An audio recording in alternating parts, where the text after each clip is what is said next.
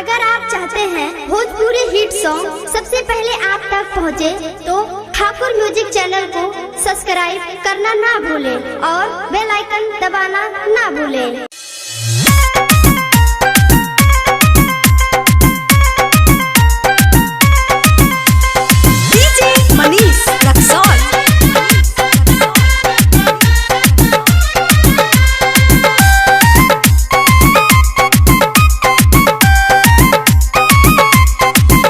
होके साज चाहे भोरे मोर जवानी झोंका झोरे, होके साज चाहे भोरे जवानी झोंका झोरे, चढ़े लूनी उठा के दाना दम हेलता, भातार जुबाना से दुल्हा पाती खेलता, हम भातार जुबाना से दुल्हा पाती खेलता।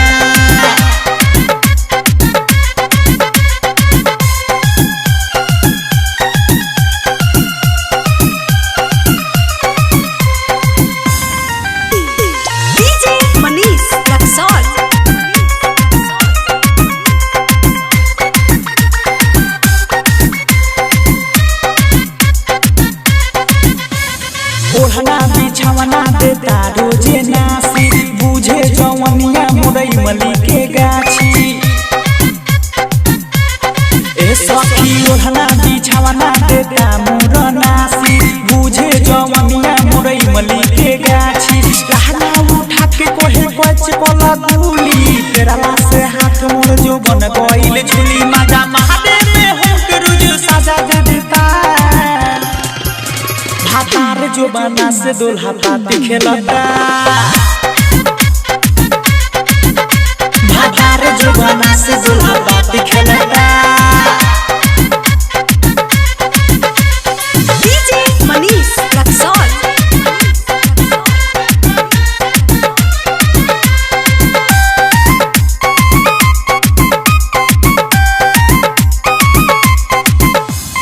हरदम ओहिला रहे खपुआई, हवे पहलवान दिल पे दिलदार बुझाई,